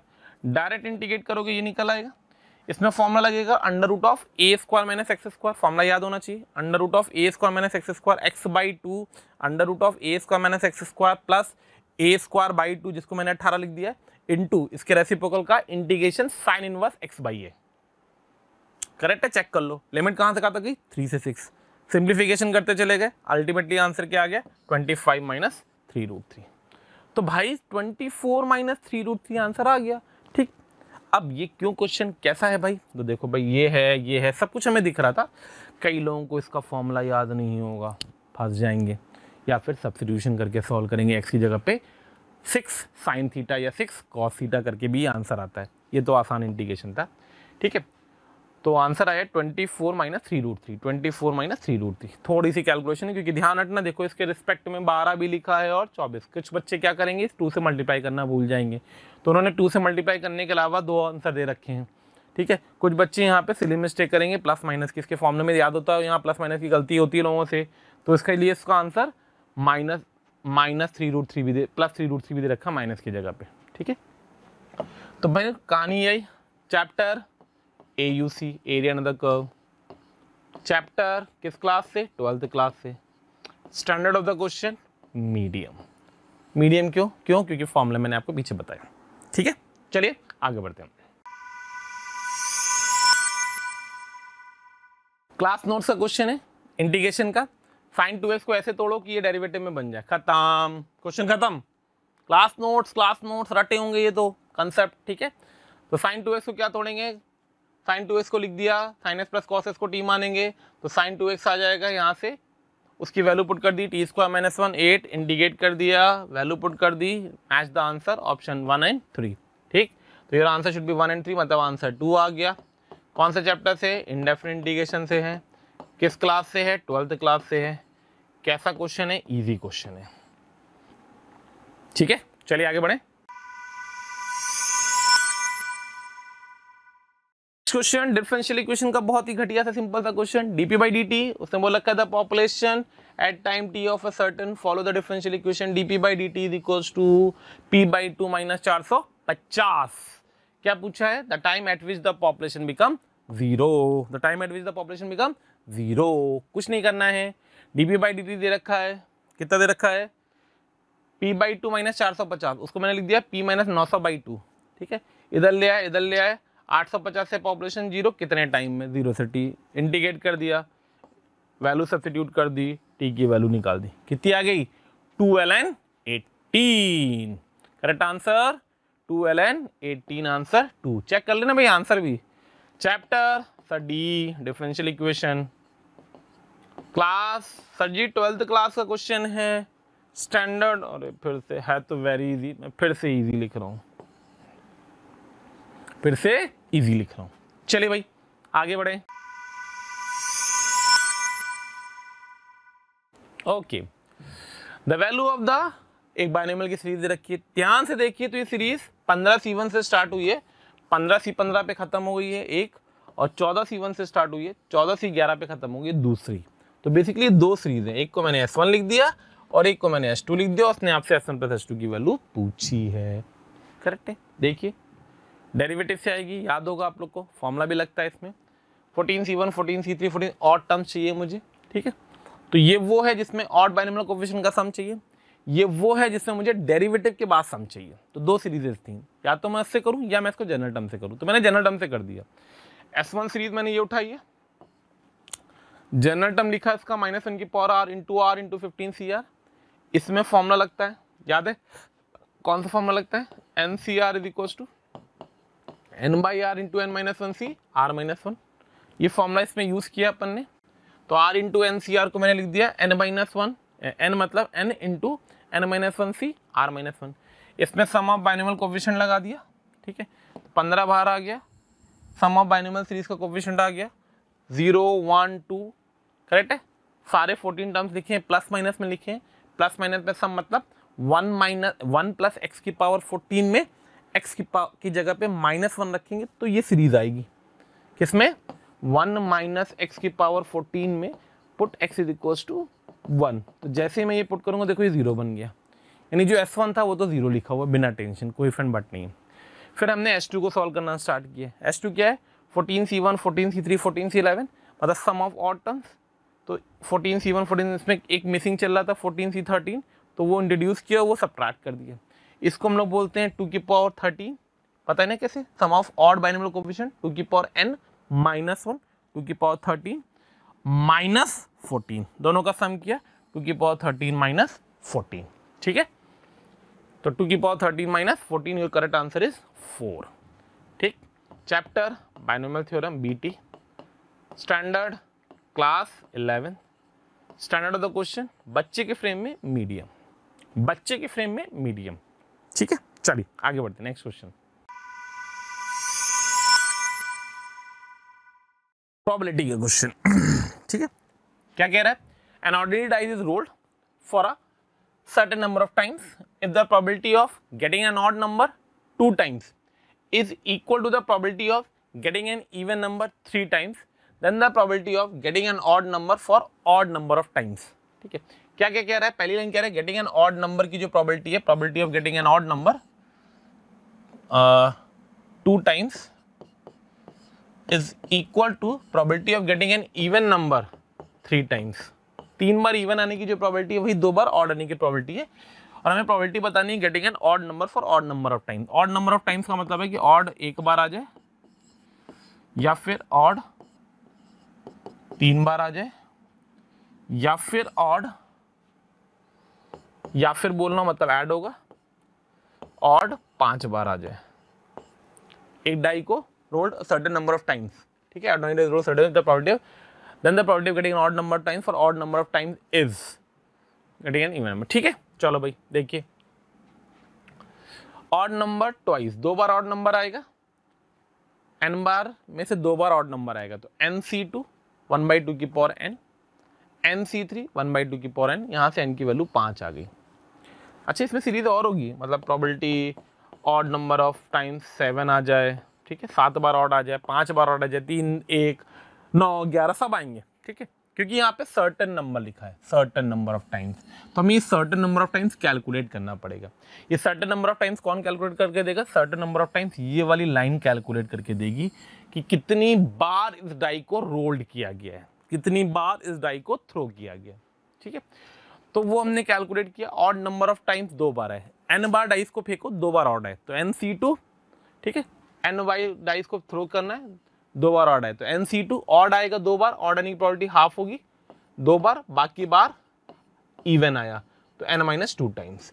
Similarly 3 बार इवन आया, NC3 इवन आने की प्रोबेबिलिटी हाफ होगी और बाकी बार ऑड आया होगा तो n-3 होगी। इसकी कैलकुलेशन यहाँ पे सेम बन गई, NC2 सेम एज NC3, तो डेफिनेटली n की वैल्यू 5 रही होगी। n की वैल्यू 5 हुई तो सिर्फ हम 3 बार ऐसा कर सकते हैं कि या तो 1 बार ऑड आया, या तो 3 बार ऑड आए, या तो 5 बार ऑड आए। 1 बार ऑड आए, सबकी प्रोबेबिलिटी सेम ही आएगी, 5C1 हाफ की पावर 5, 5C3 हाफ की पावर 5, 5C5 हाफ की पावर 5, अल्टीमेटली आ गया 1/2। ठीक है, तो करेक्ट आंसर कौन सा होगा 1/2, that is answer number 2। Chapter probability, standard class 12th, question का लेबल मीडियम। भैया क्यों मीडियम डाला गया, एक तो प्रोबेबिलिटी, ऊपर से थोड़ा सा कैलकुलेटिव कंसेप्चुअली तो है ही। ठीक, कई लोग सर्टेन नंबर में ही बेहोश हो जाते हैं और सर कितनी बार डाइज हो जाएंगे, हमें क्या पता था। ठीक है ना, चलो भाई आगे बढ़ते, next question. Let P and B Q be the two positive numbers such that the expression this, then P and Q are the roots of the equation। मतलब P plus Q की वैल्यू 2 दे रखी है और P की power 4 plus Q की power 4 की value 272 दे रखी है और आपसे कह रहा है कि एक ऐसी क्वाड्रेटिक बताओ जिसके रूट्स P and Q हो। तो P plus Q तो पता है, तो बेसिकली हमें क्या निकालना है, प्रोडक्ट ऑफ द रूट निकालना है। तो इस इक्वेशन का यूज करके हमें P Q निकालना है। बेसिकली P Q आ जाएगा, P plus Q पता है, हम क्वाड्रेटिक निकाल देंगे फॉर्मेशन ऑफ क्वाड्रेटिक के फॉर्मूले से, X square minus P plus Q times of x plus का P Q should be equal to 0। क्या मेरी बात समझ में आ गई, क्या करने चाह रहे हैं हम लोग। ठीक है, कैसे करा गया ये वो देखते हैं। तो मैंने क्या किया, इस p की पावर 4 प्लस q की पावर 4 को ओपन करना स्टार्ट किया, p की पावर 4 प्लस q की पावर 4 इज इक्वल टू 272 को, इसको परफेक्ट स्क्वायर बना दिया, p square plus q square का minus 2p square q square कर दिया। फिर मैंने p square plus q square को वापस से p प्लस q का परफेक्ट स्क्वायर बना दिया, ओपन करता चला गया। तो पूरी पिक्चर पी क्यू, यहाँ से पी क्यू में क्वाड्रेटिक बन गई, वहाँ से पी क्यू की 2 वैल्यूज आ गई, 16 और -8। ठीक है, 16 और -8। तो पी क्यू इक्वल टू 16 ले लिया अपन ने, क्यों ले लिया, क्योंकि पी और क्यू कैसे नंबर दिए गए, 2 पॉजिटिव नंबर दिए गए। ठीक है, और पी क्यू पता है, पी प्लस क्यू पता है, तो उसके करस्पॉन्डिंग आंसर ये आ जाएगा। ठीक है, अब इस कहानी में, इस क्वेश्चन में स्टैंडर्ड का आंसर है। तो भाई कौन सा चैप्टर था, क्वाड्रेटिक का चैप्टर मान लो। ठीक है, क्लास बोलो 11th क्लास है, स्टैंडर्ड बोलो, थोड़ी सी कैलकुलेशन थी इसलिए इसमें मीडियम दे रहा हूँ। आप ध्यान रखना, मैं उन क्वेश्चन को मीडियम डाल रहा हूँ जिनमें कैलकुलेशन थोड़ी सी ज़्यादा हो रही रिलेटेड टू अदर क्वेश्चन। ठीक है, तो आंसर इसके करस्पॉन्डिंग क्या आया है, x square minus 2x plus 3, that means answer is 4। But इस क्वेश्चन में मेरी जो मुझे दिख रहा है उसके हिसाब से कहीं ना कहीं मिस्टेक है। आंसर आ गया, सब कुछ सही है, दिख रहा है आपको, बट कहीं ना कहीं मिस्टेक है। उसका लॉजिक मैं आपको बता दे रहा हूँ। अगर पी क्यू 2 पॉजिटिव नंबर्स थे, अगर पी और क्यू 2 पॉजिटिव नंबर्स थे जिनका सम 2 था, तो डेफिनेटली जो भी पी होगा बेटा वो 0 से 2 के बीच का होगा, क्योंकि पॉजिटिव नंबर है। जो भी क्यू होगा वो भी 0 से 2 के बीच का होगा। अब दो नंबर जो 0 से 2 के बीच के हैं उनकी पावर 4 का सम किसी भी सूरत में 272 कभी नहीं आ सकता है। आई बात समझ में। बोनस जेई मेंस ये नहीं करेगा, कहीं से भी नहीं करेगा, क्योंकि आंसर मैच करा दिया उसने। मेरे हिसाब से जो इसमें मिस्टेक होगी, 2 चीजें होंगी यहाँ पे। एक तो पी एंड क्यू के बारे में तो मेंशन कर रखा है उसने, रियल नहीं बोल रखा, तो हो सकता है ये कॉम्प्लेक्स के लिए होल्ड करे, तो फिर इसको पॉजिटिव हटाना पड़ेगा यहाँ से, या वो फिर पी और क्यू 2 रियल नंबर्स के लिए सिर्फ बोलेगा, तो पॉजिटिव वर्ड्स ना यूज करे। तो पॉजिटिव निगेटिव के साथ कुछ कॉम्बिनेशन बन के आ सकता है कि भाई एक नंबर पॉजिटिव और एक निगेटिव, उसका सम 2 हो और उनकी पावर 4 का सम 272 आ सकता है, बिल्कुल आ सकता है, कहीं से कोई दिक्कत नहीं, जैसा कि यहाँ पे भी हो रहा है। ध्यान दें आप, -8 एक आंसर आ रहा है। -8 अगर आंसर आया तो डेफिनेटली पी क्यू का प्रोडक्ट -8 हुआ है, मतलब एक पॉजिटिव एक निगेटिव है, जिनका सम 2 होना चाहिए। तो बहुत सारे पेयर पॉसिबल होंगे, वहां से मैनिपुलेट कर सकते हैं। चलिए खैर, बहुत डिस्कशन मैं नहीं कर रहा हूं इस क्वेश्चन में, आगे बढ़ते हैं नेक्स्ट क्वेश्चन। ठीक, if cos square x plus cos की पावर 4x plus cos की power 6x and so on satisfy the equation this thing, then the value of this trigonometric। अरे ठीक है, मतलब उसने sin x की या cos x किसी एक की वैल्यू निकलवाई होगी पुट करा करके, और फिर उससे ट्रिग्नोमेट्रिक वैल्यू की एक्सप्रेशन की वैल्यू से पूछी हुई है। ठीक है, क्या किया गया, ये सबसे पहले हम इसको सॉल्व कर लेते हैं। ठीक है, तो अगर हमने इसको सॉल्व किया तो देखो e की पावर कुचुर पुचुर ln2 बैठा था, तो ये 2 की पावर में कन्वर्ट हो गया। प्रॉपर्टी होती ना, e की power a ln b, e की power a ln b is e की पावर ln b की पावर a, तो अल्टीमेटली आंसर आ जाएगा b की पावर a, वो लिखा है मैंने इसमें। ठीक है, सीरीज लगा दी, सीरीज का सम लगाया इनफाइनाइट सीरीज का, cot स्क्वायर बन गया। इसका ये रूट था, पुट कर दिया, रूट से 2 वैल्यूज आ गई, cot स्क्वायर की 0 3 2 वैल्यू आ गई। cot स्क्वायर 0 से 3 मतलब cot स्क्वायर 0 कभी हो नहीं सकता है, क्योंकि जो x दिया है वो 0 से π/2 में दे रखा है। यानी सेटिस्फाई सिर्फ करेगा कौन सा, cot x is equal to √3। cot x अगर √3 था तो sin x से डिवाइड कर दो, cot x बना देगा, अल्टीमेटली आंसर 1/2 आ जाएगा। ठीक है, तो 1/2 की वजह से आंसर 3 आएगा। चैप्टर कौन सा है, कहाँ डालूं, क्वाड्रेटिक में भी डाल सकता हूँ, लॉग में भी डाल सकता हूँ, ट्रिग्नोमेट्री में डाल सकता हूँ। मैं लॉग में डाल देता हूँ क्योंकि लॉग का एक भी क्वेश्चन नहीं दिख रहा है मुझे, ठीक है, लॉग में डाल देता हूँ इसको, इसकी वजह से सिर्फ लॉग प्लस ट्रिग्नोमेट्री लिख देता हूँ, लॉग प्लस ट्रिग्नोमेट्री, ठीक है। स्टैंडर्ड 11th स्टैंडर्ड का क्वेश्चन है क्लास। क्वेश्चन कैसा है, इजी में भी डाल सकते हैं, मतलब मेरे हिसाब से तो इजी होना चाहिए। मीडियम में सिर्फ इसलिए लिख दे रहा हूँ, कुछ बच्चों को लगा सर लॉग भी पूछ लिया, ये प्रॉपर्टी भी लगवा दी आपने, कहाँ से लगी, ये प्रॉपर्टी भी लगवा दी, फिर क्वाड्रेटिक से रूट्स भी निकलवा दिए, फिर मुझे रिजेक्शन भी करवा दिया, फिर ट्रिग्नोमेट्री में वैल्यू पुट करवा दी। किसी को कॉट एक्स की वैल्यू √3 से इसको सिंप्लीफाई करना नहीं है तो दैट्स देयर कॉल, ठीक है।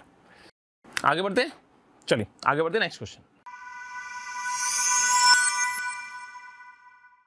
System of linear equation is inconsistent. फंडा पता है सबको, इनकंसिस्टेंट का क्या मतलब होता है बेटा, सोल्यूशन ना आए। तो जैसे कि आप लोग को पता है कि अगर मैं इससे सोल्यूशन निकालता तो x को हम लोग लिखते हैं delta x by delta, y को लिखते हैं हम लोग delta y by delta, delta y by delta, z को लिखते हैं हम लोग डेल्टा z बाई डेल्टा, ठीक है। अभी जो delta x by delta, delta y by delta, delta z by delta लिखा हुआ है, इसके करस्पॉन्डिंग हमें x y z की नो सोल्यूशन आने चाहिए। तो पहली कंडीशन तो इसकी होती है कि डेल्टा 0 हो जाए और डेल्टा x या डेल्टा y या डेल्टा z कोई भी एक नॉन जीरो हो जाए, तो सिस्टम इनकंसिस्टेंट दे देगा इसके करस्पॉन्डिंग, ठीक है। बस वही मैंने कर रखा है इसमें कैलकुलेशन में। ये मैंने डेल्टा निकाला, डेल्टा को मैंने 0 लिया, डेल्टा 0 से k की वैल्यू 3 आ गई, डेल्टा 0 लेके k की वैल्यू 3 आ गई। फिर मैंने डेल्टा x को नॉन जीरो लिया, वहाँ से m की वैल्यू नॉट 4/5 आई, सिंप्लीफिकेशन है वो आप करेंगे, ठीक है। डेल्टा y लिया, चेक करा था नॉन जीरो, बाई डिफॉल्ट वो 0 ही आ गया, और डेल्टा z चेक किया नॉन जीरो, तो वो भी 4/5 के बराबर नहीं आया। यानी कि k की वैल्यू तो 3 आ रही है और m की वैल्यू 4/5 के बराबर नहीं आ रही है। इसी करस्पॉन्डिंग जो करेक्ट आंसर आ रहा है, k की वैल्यू 3 है और m की वैल्यू 4/5 के बराबर ना हो, मतलब आंसर आपका 4 हो गया, करेक्ट है। तो चैप्टर कौन सा है, डिटर्मिनेंट है। स्टैंडर्ड कौन सा है, 11th क्लास में कई जगह डिटरमिनेंट पूरा पढ़ा दिया जाता है तो इसलिए 11th है, अदरवाइज 12th है। हम लोग की बात करें तो हम लोग डिटरमिनेंट ये सारी चीज़ें आपको 12th में पढ़ाते हैं बच्चों, इसलिए मैं इसको 12th में डालूँ, ठीक है। और क्वेश्चन का स्टैंडर्ड क्या है, मीडियम डाल रहा हूँ, रीज़न सिर्फ एक, खूब सारी कैलकुलेशन है, आपको डेल्टा x भी चेक करना पड़ रहा है, आपको डेल्टा y भी चेक करना पड़ रहा है। वैसे तो चाहें इस क्वेश्चन को करते हुए तो सिर्फ एक से काम चल जाएगा, वो यहीं से चल जाएगा, सिर्फ इन दोनों से। भाई अगर डेल्टा 0 ले लिया आपने और फिर डेल्टा x को नॉन जीरो लेकर के ये दोनों वैल्यू निकाल दी, तो आपको इन दोनों को निकालने की जरूरत नहीं पड़ेगी, ना तो डेल्टा z को और ना डेल्टा y को, ठीक है। ओके, तो नाउ हमारा सेक्शन बी स्टार्ट हुआ है, जो है इंटीजर टाइप ऑफ क्वेश्चन, ठीक है। पहला क्वेश्चन हमारा मैट्रिक्स का है, ध्यान से देखिए। एक मैट्रिक्स दे रखी है P 3 - 1 - 2 0 alpha 3 - 5 0 where alpha real, suppose Q Qij is a matrix satisfying PQ is equals to KI3, PQ is equals to KI3 for some non-zero K। ये ध्यान रखना, ये काम की चीज है पूरे क्वेश्चन की। Q23 and mod Q then alpha square plus K square के बारे में बात करनी है अपने को, then alpha square plus K square के बारे में बात करनी है अपने को, ठीक है ना। आइए क्या किया गया वो समझेंगे। PQ is equal to KI3 है, वहां से मैं Q को फ्री करना चाहता हूं। अगर PQ is equal to KI3 लिखा हुआ था, K एक स्केलर है ध्यान रखना, तो मैं Q इज इक्वल टू लिख रहा हूं K into P inverse I3, तभी तो Q फ्री हो पाएगा। तो देखिए मैंने इसको कैसे रिप्रेजेंट करा है, कितनी कैलकुलेशन करी गई वो जरूर देखिएगा। Q is equal to K P inverse I, ठीक है। अब P इनवर्स में आपको पता है कि इसके P इनवर्स का फॉर्मूला क्या होगा, तो P इनवर्स का फॉर्मूला होगा adjoint of P upon determinant of P, ठीक। हमें सिर्फ खेलना है 23, Q23, तो एडजॉइंट ऑफ P का मतलब हो गया कि P32 का एडजॉइंट का ट्रांसपोज, ठीक है। तो मैंने पहले तो इसका डिटर्मिनेंट निकाल दिया P का, वो आ जाएगा 20 + 12 अल्फा। फिर मैंने 2 3 सेकेंड रो थर्ड कॉलम की जगह पे, करेक्ट है, तो सेकेंड रो थर्ड कॉलम हमें चाहिए था, तो सेकेंड रो थर्ड कॉलम ये आ गया आपका -3 अल्फा -4, बस और कुछ नहीं करा, बाकी कोई कैलकुलेशन नहीं करी। ये चीज ध्यान रखना है, ये स्टेप इसलिए इंपॉर्टेंट है, ये क्वेश्चन इसलिए अच्छा मुझे लगा, बहुत अच्छा लगा, क्योंकि आपको इस क्वेश्चन में एक चीज सीखने को बताने के लिए मेरे पास आई कि अगर हमें डिमांड थी सिर्फ Q23 की, रिक्वायरमेंट थी Q23 की, तो हमने सिर्फ Q23 से ही खेला है। कैसे खेला है समझ में आ गया कि पूरा एक्सप्लेन करूँ आपको? समझ में आ रहा है ना कि अगर अपने को एडजॉइंट चाहिए होगा तो एडजॉइंट का फॉर्मूला आप लोग को याद होगा, C11 C12 C13 first row second column का ट्रांसपोज, तो C11 C12 C13 यहाँ आ जाता है।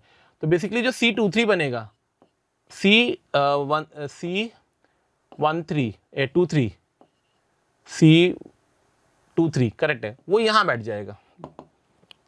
ठीक है, तो वो चीज यहाँ बैठानी, क्योंकि मेरे को ट्रांसपोज लेना है इसका। तो अगर आप ध्यान से ऑब्जर्व करें तो आपके पास C23 आएगा यहाँ से, इसको काटो इसको काटो, तो 3 अल्फा प्लस 4, 3 अल्फा मुझे ये वाला चाहिए, तो 3 alpha plus 4, 3 alpha plus 4 with minus sign, correct है, उसका ट्रांसपोज। तो क्या आया, 3 अल्फा प्लस 4 का माइनस, 3 अल्फा माइनस 4 प्लस 4 था, निगेटिव से मल्टीप्लाई कर दे, माइनस 4 हो गया। ठीक है, अब ये दिस मल्टीप्लाई बाई दिस, अब इसका अगर मैंने आई से मल्टीप्लिकेशन किया तो पी इनवर्स आ गया, इसका आई से मल्टीप्लिकेशन करो तो यहाँ कुछ भी आएगा, इस एलिमेंट को सिर्फ देखना है आपको, इस एलिमेंट को, तो this multiply by this, this multiply by this, तो देखो ये और यही सिर्फ मल्टीप्लाई होंगे, तो जो Q23 बनेगा वो यही बनेगा जो लिखा हुआ है अपॉन दिस थिंग। तो Q23 ये लिखा हुआ है, जिसकी वैल्यू किसके बराबर थी, -k/8 के बराबर थी। तो ये वाला रिलेशन आ गया, कौन सा रिलेशन, ये रिलेशन। ठीक है, यहां से अपन ने एक रिलेशन निकाल दिया, और Q23 कुछ गड़बड़ कर रहा हूं मैं, नहीं ठीक है, वहां से अल्फा की वैल्यू आ गई, कितनी आ गई, -1 आ गई हमारी अल्फा की वैल्यू। फिर दूसरा स्टेप है modulus of Q equal to k²/2, modulus of Q इसी फॉर्मूले में यूज कर लेना। तो मॉडुलस ऑफ Q को यहां से यूज करो, तो k इंटू पी इनवर्स आई लिखा हुआ, तो जब मैं इसका डिटर्मिनेंट लूंगा तो ये k का क्यूब बन जाएगा, determinant of P inverse 1/p बन जाएगा, डिटर्मिनेंट आई 1 बन जाएगा, सबकी वैल्यू पुट कर दी, यहाँ से k निकाल दिया अपन ने, तो k 4 आ गया, अल्फा -1 आ गया, उसके corresponding alpha square plus k² की वैल्यू कितनी निकल के आ गई, अल्फा स्क्वायर प्लस k² की वैल्यू निकल के आ गई 17, कितनी आ गई 17। ठीक है, chapter matrix, class 12th, question का स्टैंडर्ड टफ, मेरी नजर में टफ, ना तो मीडियम ना तो इजी। पेपर में इस क्वेश्चन को अटेम्प्ट करने की रिक्वायरमेंट नहीं थी, क्योंकि 10 में मेरे पास चॉइस थी सिर्फ 5 करने की।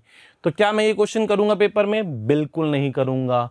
बट क्या ये क्वेश्चन एडवांस के लिए अच्छा हो गया, बहुत अच्छा हो गया है। मतलब अगर मैं इस क्वेश्चन के स्टैंडर्ड की बात करूं तो मेरे पर्सनली नॉलेज, मेरे पर्सनल एक्सपीरियंस से मैं इस क्वेश्चन को एडवांस के स्टैंडर्ड कर देता हूं। ठीक है, चलिए आगे बढ़ते हैं।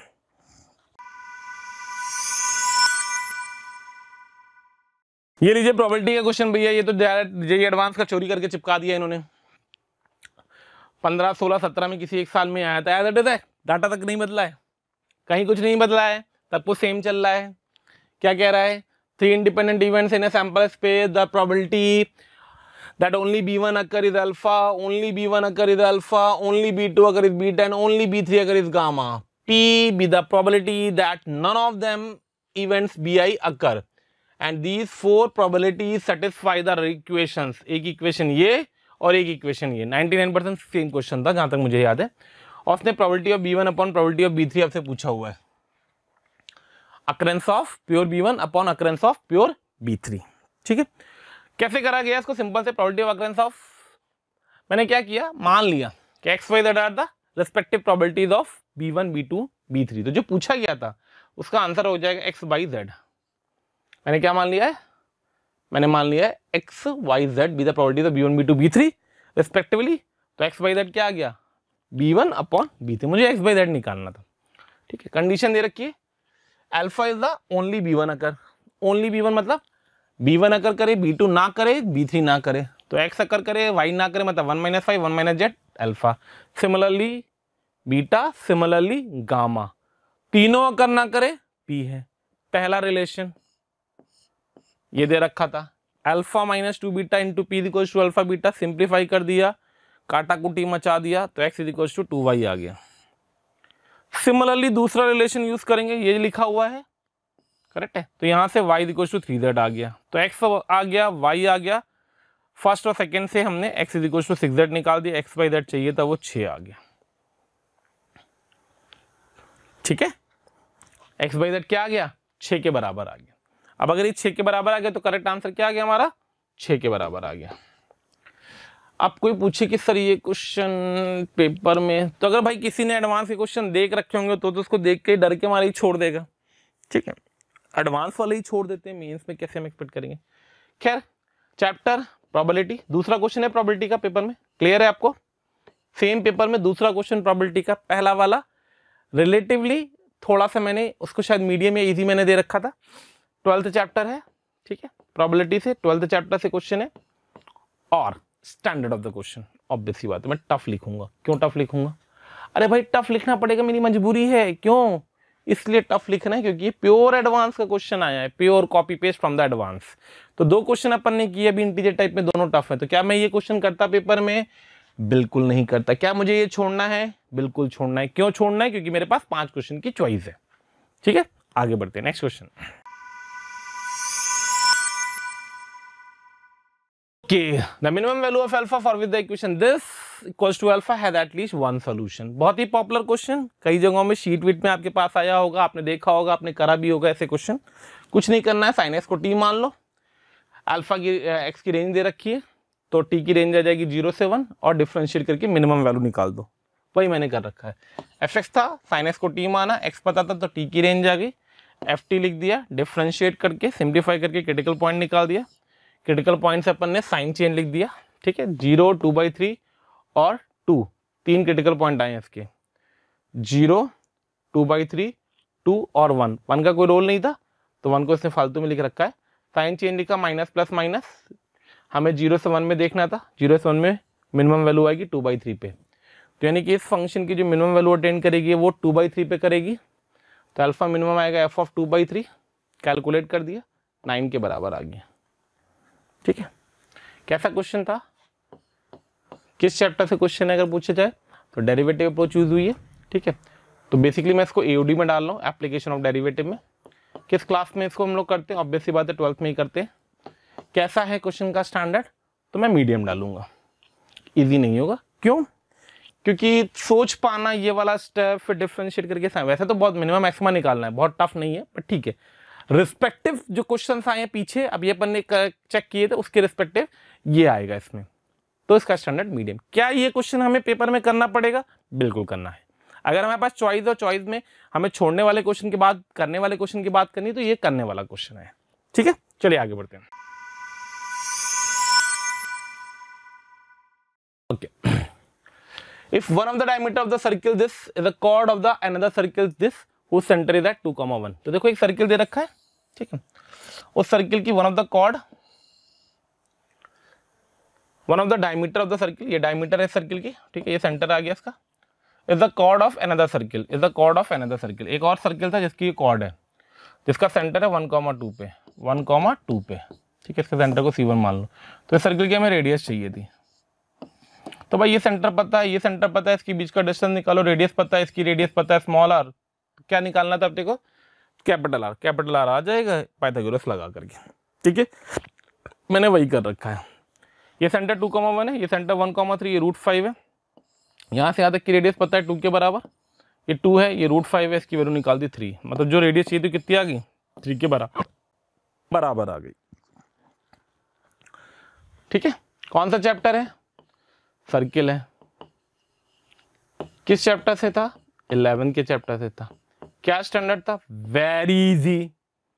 अब इंटीजर में छोड़ने वाले क्वेश्चन, करने वाले क्वेश्चन पे बात करूं, इंटीजर पे तो भैया ये क्वेश्चन था, यूं होता यू सेकेंड्स में, करेक्ट है, इजी, वेरी इजी। अरे कुछ नहीं है, बहुत ही घटिया क्वेश्चन था भाई। चलिए आगे बढ़ते हैं।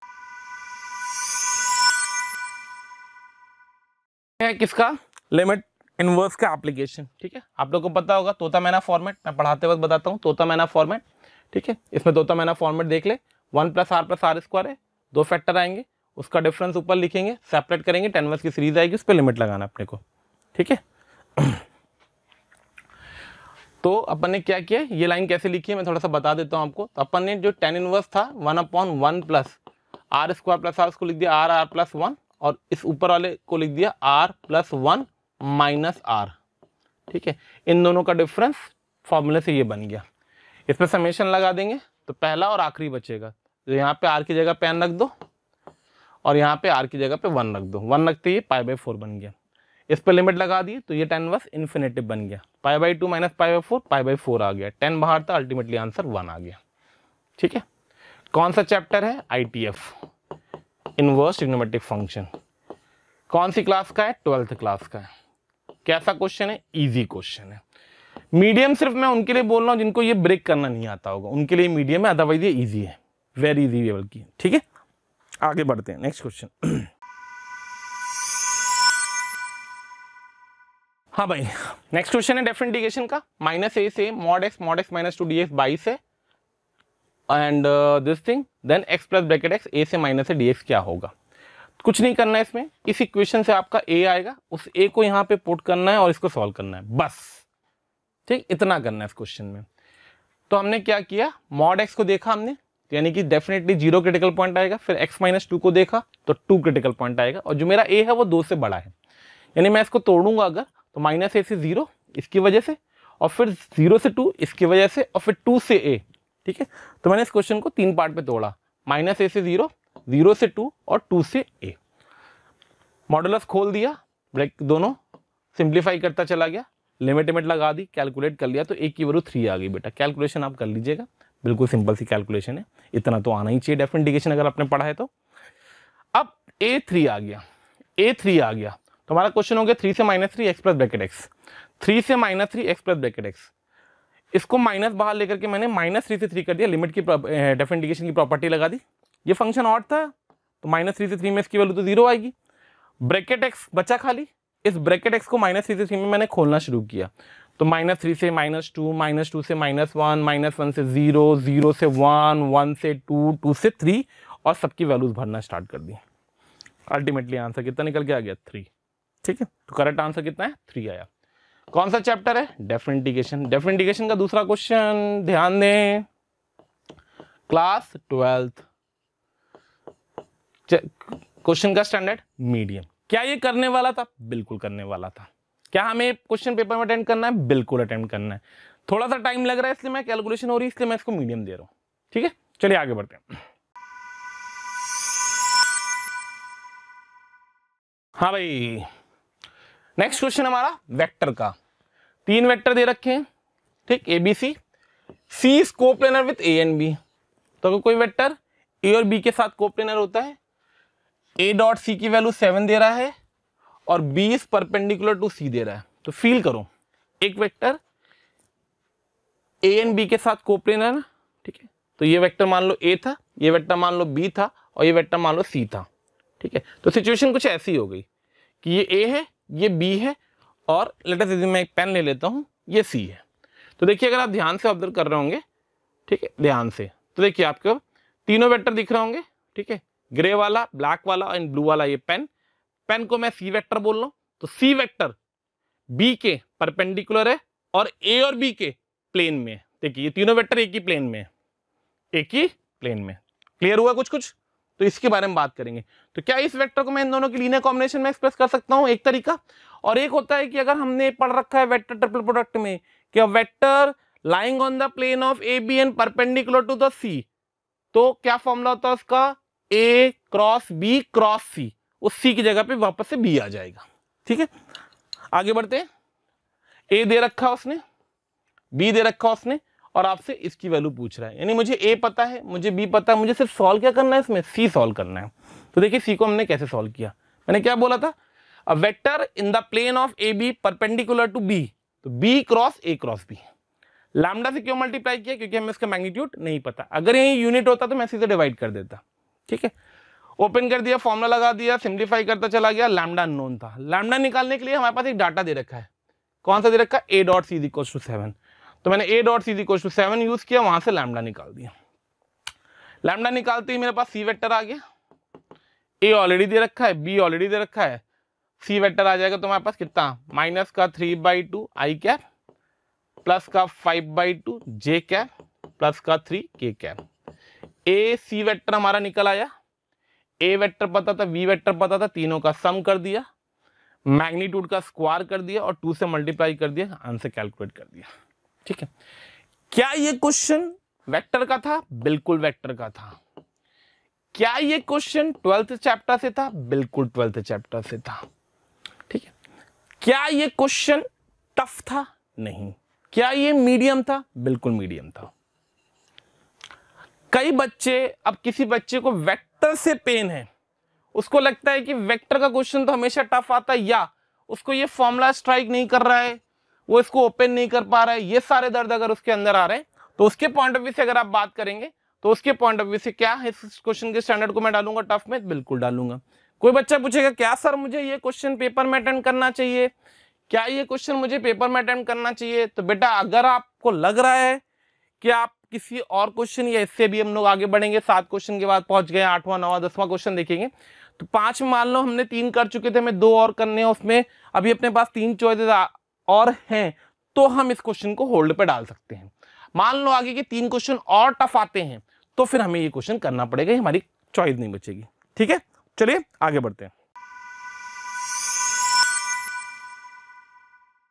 थ्योरी का एक बहुत ही सिंपल सा समेशन ऑफ सीरीज का क्वेश्चन है एपी का। ठीक है, उसने बोला है एक सेट ए था, 3 डिजिट नंबर सारे, एक सेट बी था 9k + 2 k नेचुरल हो, एक सेट सी था, ठीक है, L 0 से 9 होना चाहिए। If the sum of all the elements of the set A intersection B union C is 274 into 400, then the value of L is। तो बेटा जरा इसको ध्यान से देखना, इस लाइन को, जितने भी एलिमेंट बी में थे वो सब सी में बैठे हुए हैं, जितने भी एलिमेंट बी में थे वो सब सी में बैठे हैं, क्योंकि एल की वैल्यू 0 से 9 है, तो 1 भी हो सकती है, 2 भी हो सकती है, 3 भी हो सकती है, 4। तो बी यूनियन सी बेसिकली सी को रिप्रेजेंट करेगा, ऐसे सोचो। ठीक है, ए के साथ इंटरसेक्शन लेना है, ए क्या है, 3 डिजिट के नंबर है, तो ये सारे 3 डिजिट के नंबर आएंगे, तो ए के साथ जब इंटरसेक्शन लेंगे तो 3 डिजिट के नंबर कहां से स्टार्ट हुए होंगे? 100 से, और कहां पे खत्म हुए होंगे? 999 पे। ठीक है, तो देखिए कैसे इसको प्रोसीड किया गया। 3 डिजिट नंबर 9k + 2 के फॉर्मेट के ये आएंगे। ठीक है, इनका सम, तो इनका सम ये निकल के आया जिसको मैंने S1 लिख दिया। तो आपको जो ये आंसर दिया गया है 274 × 400, 274 × 400, ये 2 सम का फॉर्मूला हो गया। क्या है ये S1 और S2 वो समझना। भाई बी वाले सारे नंबर्स तो आएंगे आएंगे बिना टेंशन, उसको तो आप रोक ही नहीं सकते हो। तो ये जो S1 है ये बी वाले सारे नंबर्स का सम लिखा हुआ है, जिसकी वैल्यू मैंने ये लिख रखी है। ठीक है, plus S2 plus S2 plus S2, यहां से S2 निकाल दिया अपन ने। अब S2 उन सारे बचे हुए नंबर्स का सम होगा, उन सारे बचे हुए नंबर्स का सम होगा जो बी यूनियन सी में बी के अलावा बैठे होंगे। किसकी वजह से सिर्फ आएंगे? सी की वजह से सिर्फ आएंगे। नहीं आया भाई, बी के जो भी सम है उसको हमने S1 से रिप्रेजेंट कर दिया, तो S2 भी तो कुछ आया पिक्चर में। ये S2 क्या है? S2 वो नंबर है जो बी यूनियन सी में बी के अलावा और नंबर आएंगे, वो सारे नंबर कहां से आएंगे? सी के आएंगे, जिसका फॉर्मेट क्या होगा? 9k + L होगा। ठीक है, तो हमने S2 निकाल दिया बेटा, और S2 निकाल, बहुत ही प्यारा क्वेश्चन है, ध्यान से देखना। S2 आ गया हमारे पास। अब S2 में जो फर्स्ट टर्म है वो 99 + L है, और जो लास्ट टर्म है वो 999 + L है, क्योंकि L तो कुछ भी हो सकता है, 1 हो सकता है, 2 हो सकता है, 3 हो सकता है, 2 के अलावा 3 हो सकता है, 4 हो सकता है, 5 हो सकते हैं। वहां से इसको सिंप्लीफाई करके L की वैल्यू 5 निकाल दी। मतलब बेसिकली बी यूनियन सी में सिर्फ 2 नंबर्स के सम लिखे हुए हैं जो इसको रिप्रेजेंट कर रहे हैं, एक वो जो 9k + 2 के फॉर्मेट के होंगे, और एक वो जो 9k + 5 के फॉर्मेट के होंगे। क्लियर? मुझे तो बहुत ही प्यारा, ये बहुत ही प्यारा क्वेश्चन लगा, मतलब स्टैंडर्ड वाइज बहुत ही प्यारा क्वेश्चन लगा। तो अगर मुझसे कोई पूछेगा ये क्वेश्चन कहाँ का है तो ये प्रोग्रेशन का है, तो ये प्रोग्रेशन प्लस सेट थ्योरी का, सेट थ्योरी का कौन सी क्लास से आएगा? काउंटिंग का क्वेश्चन है, इसलिए मैं इसको 11th में डाल रहा हूँ। बट अगर कोई पूछे सर इसका लेवल बता दो, तो भाई मैं तो इसको मीडियम या टफ दूंगा, इनफैक्ट टफ ही दूंगा, क्योंकि थॉट प्रोसेस वैसे तो है आसान, ऐसा नहीं कि बहुत टफ है, तो मीडियम या टफ दे सकता हूँ इसको, मीडियम या टफ। ठीक है, चलिए आगे बढ़ते हैं।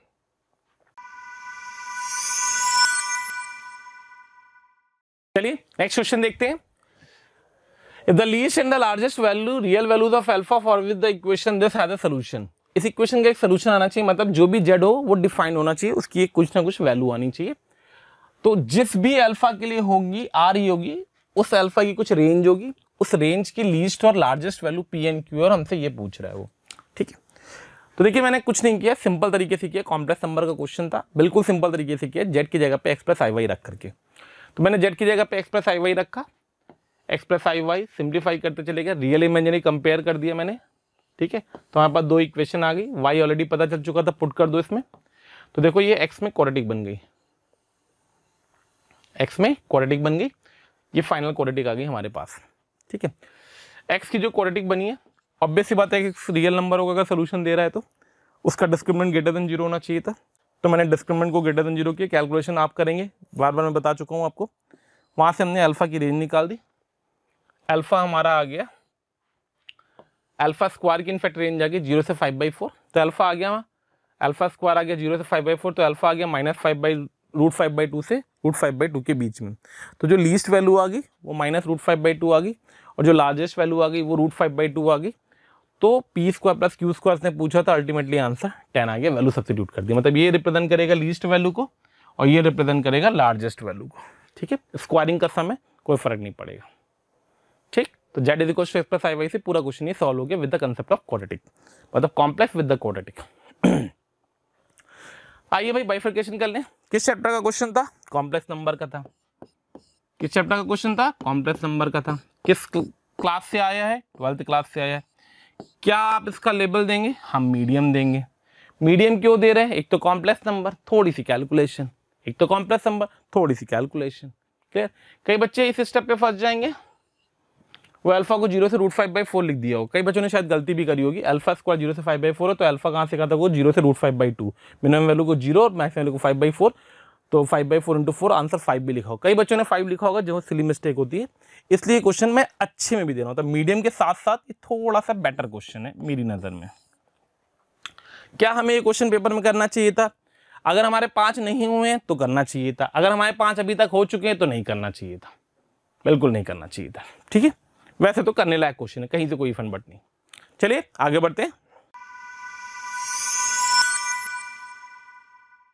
ओके, नेक्स्ट क्वेश्चन मैट्रिक्स का क्वेश्चन एक और आया, अगेन आईआईटी का चोरी किया हुआ क्वेश्चन, ऑलमोस्ट सिमिलर टाइप का। या तो ये बोल दीजिए कि अपने मेंस के पुराने क्वेश्चन से उन्होंने कॉपी पेस्ट मारा, या ये बोल दीजिए कि जो हम लोग डीपीपी वगैरह देते हैं उसमें ये क्वेश्चन देते हैं, या ये बोल देते हैं कि ये एडवांस में आए हुए क्वेश्चन को कॉपी पेस्ट मारा गया है। उसने बोला है कि एक 3x3 की मैट्रिक्स है जिसके अंदर जो एलिमेंट्स बैठेंगे 9, वो 0, 1, 2 के अलावा कुछ नहीं हो सकते हैं। उसने बोला maximum number of such matrix, ऐसी कितनी मैट्रिसेस होंगी जिनके लिए sum of the diagonal elements of M transpose M is 7, M transpose M is 7। तो कितनी ऐसी मैट्रिक्स होंगी वो चेक करना है। एक बेसिक कंसेप्ट ऑफ पीएनसी लगता है, बहुत ही बेसिक, ठीक है। तो मैंने मैट्रिक्स ये मान रखी थी M, इसका ट्रांसपोज ले लिया M ट्रांसपोज M, ठीक है। तो इसको मल्टीप्लाई कर दिया M इंटू M ट्रांसपोज को, तो अपने पास जो डायगोनल बनेगा वो ये बनेगा, डायगोनल एलिमेंट्स का सम, ठीक है, जो 7 के बराबर है। और आपको पता है ये जितने भी ABCD लिखे हुए हैं, B, C से लेकर के पूरा I तक, ये सब किसके बीच में होने चाहिए? ये सिर्फ 3 चीजों को रिप्रेजेंट करेंगे, या तो ये बिलोंग करेंगे किसको किसको, या तो 0 को, या तो 1 को, या तो 2 को। मतलब 1 2 3 4 5 6 7 8 9 नंबर्स के स्क्वायर का सम 7 चाहिए। और वो जो नंबर आएंगे 9, वो या तो 0 होंगे, या तो 1 होंगे, या तो 2 होंगे। तो अगर मैंने 0 रखा, केस बनाया है, ठीक, 7 1 ले लो और 2 0 ले लो, तो 9 में से 7 1 2 0 को अरेंज कर दो, तो 7 1 2 0, तो 7 + 2 का फैक्टोरियल, अलाइक ऑब्जेक्ट अरेंजमेंट की बात करो, 7 फैक्टोरियल × 2 फैक्टोरियल। कई बच्चे इसको 9c2 पढ़ते हैं, तो 9c2 पढ़ लिया, आंसर 36 आ गया, ठीक है। या फिर 1 2 ले लो, 3 1 ले लो, 1 2 की वजह से 4 बन गया, और 3 1 की वजह से 3 बन गया, तो 4 3 7, बाकी सब 0 ले लो, 5 0, इनको अरेंज कर दो।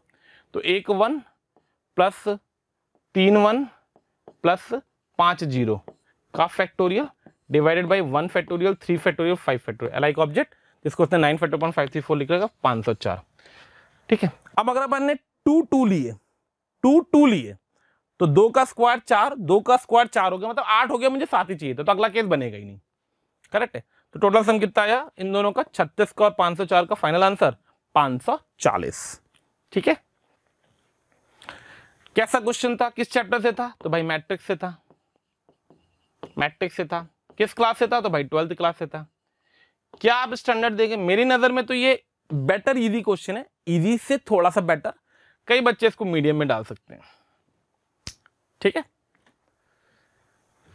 तो ये फाइनल हमारा पेपर कंप्लीट हो गया। तो मेरे प्यारे बच्चों, जो पेपर ये मैंने डिस्कस किया है, अगर मेरे से ओवरऑल एनालिसिस मांगा जाएगा कि ये पेपर कैसा था, तो मैं बोलूंगा ये इजी और मीडियम के बीच का था। करने वाले बच्चों के लिए ये पूरा पेपर इजी में भी काउंट होगा, मीडियम में भी काउंट होगा। काफी क्वेश्चन ऐसे थे जो बहुत आराम से होते, जो क्वेश्चन मैंने टफ हैं बोले हैं इंटीजर टाइप में, वो क्वेश्चन थे जो आपको छोड़ने चाहिए थे। उसके अलावा सारे इजी, जैसे अपन एक एनालिसिस कर ही लेते। इस क्वेश्चन को मैंने बोला इजी है मीडियम, मतलब करने वाला 1, करने वाला 2, छोड़ने वाला, करेक्ट है, छोड़ने वाला या करने वाला, करने वाला 3, करने वाला 4, करने वाला 5, करने वाला 6। तो 6 क्वेश्चन ऐसे थे जो करने वाले थे, उनमें से कोई 5 आप कर लेते। ये छोड़ने वाला मैंने टफ डाला क्योंकि आईआईटी का रिपीटेड क्वेश्चन है प्रोबेबिलिटी का एडवांस का, और ये मैंने टफ डाला है। तो अगर आप ओवरऑल एनालिसिस देख रहे होंगे पूरे चैप्टर पेपर का, तो ओवरऑल एनालिसिस वाइज अगर मैं बात करूं तो ये क्वेश्चन जो पेपर आया है, ये पेपर एक मीडियोकर लेवल का अच्छा पेपर है, मीडियोकर लेवल का अच्छा पेपर है, इजी लेवल का अच्छा पेपर है, मीडियोकर और इजी के बीच में है। अगर आप इसको तमीज से वर्कआउट करते, विद इन द टाइम करते, तो भी इसमें आप आराम से 20 क्वेश्चन करेक्ट कर सकते थे, ऐसा मेरा पर्सनल मानना है। कोई भी बच्चा किसी भी लेवल पे अगर उसने पढ़ाई करी हुई है तो मेरे प्यारे बच्चों, यहीं से मैं इसी चैप्टर के डिस्कशन के साथ मैं आपको अगेन शुभकामनाएं देता हूं आपको अगले एग्जाम के लिए। ये जो 6 पेपर आपके अभी हुए हैं, मेरा आपको सजेशन है कि प्लीज इन 6 पेपर को बहुत अच्छे से वर्कआउट करना, अपनी सारी गलतियों को ढूंढना। वेटेज वाइज मैंने आपको बता ही दिया कि कैलकुलस अप्रॉक्सीमेटली 35 से 40 के बीच में गिर रही है, अलजेब्रा भी 35 से 40 के बीच में गिरे। वेक्टर और 3D एंड कोऑर्डिनेट ज्योमेट्री, इनका वेटेज ऑलमोस्ट बराबर हो चुका है। 15 से 18% के आसपास वेक्टर 3D आ रहा है, 15 से 18% के आसपास कोऑर्डिनेट ज्योमेट्री भी आ रहा है। तो अगर किसी को लगता है कोई चैप्टर हम मार्च के अटेम्प्ट के लिए स्किप कर सकते हैं, तो हाँ बिल्कुल कर सकते हैं आप मार्च के अटेम्प्ट के लिए। कौन सा करना है वो आप एनालिसिस एक बार 6 पेपर करने के बाद जरूर देखें। ठीक है, थैंक यू सो मच।